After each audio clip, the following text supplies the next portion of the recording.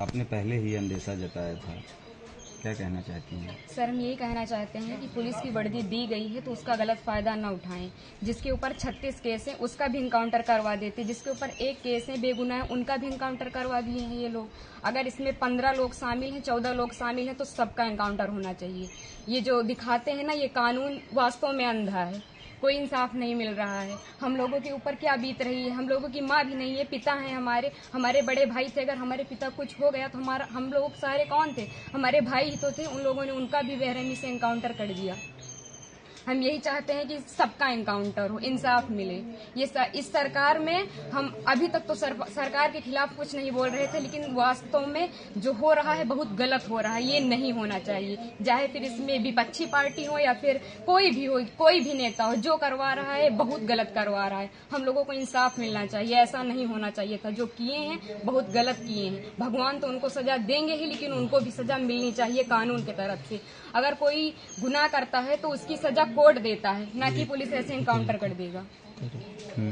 आपके भाई का क्या स्वभाव था, किस तरह से, कैसे आप लोगों के बीच में रहते थे वो? सर, हमारे भाई का स्वभाव एकदम सरल था, पढ़ने लिखने में भी अच्छे थे।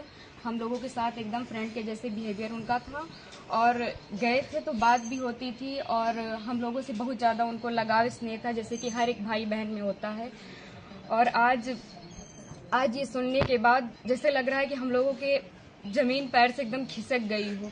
जो कानून ने किया उनको ऐसा नहीं करना चाहिए। अगर वो मिल गए थे, झूठी दिखा रहे हैं कि फायरिंग हुई, मुठभेड़ हुआ। अगर कोई छिप रहा है डर कि हमारा एनकाउंटर ना हो जाए, तो ये झूठा अफवाह क्यों फैला रहे हैं कि फायरिंग हुई, मुठभेड़ हुआ? कुछ नहीं हुआ। उसमें फिर पुलिस को भी मरना चाहिए था ना, पुलिस का एनकाउंटर क्यों नहीं हुआ? आखिरी बार कब आए थे आपके भाई? आखिरी बार 3 जून को आए थे, 4 जून को उनका टिकट था, वापस चले गए थे सूरत, वहीं रहते थे। तो क्या एक साजिश तहत आपके भाई की हत्या हुई, एसटीएफ ने कराया? और इसमें जो विपिन सिंह है और जो विनय शुक्ला हैं, वो हमारे घर पे आए थे, 3-4 बार आए थे, और हमारे भाई पढ़ाई करते थे। अभी तक हम ये सब बयान नहीं करना चाहते थे, लेकिन अब हम एकदम सच्चाई बता रहे हैं।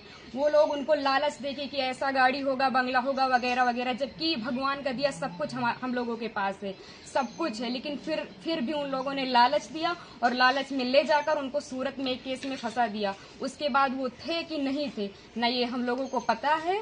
ये तो सिर्फ जिन लोगों ने करवाया उनको पता है, विपिन सिंह और विनय शुक्ला को, और या तो भगवान को पता है वो सच था कि झूठ था। अब तो इनकाउंटर कर ही दिए हैं, जीवित तो कर नहीं सकते हमारे भाई को।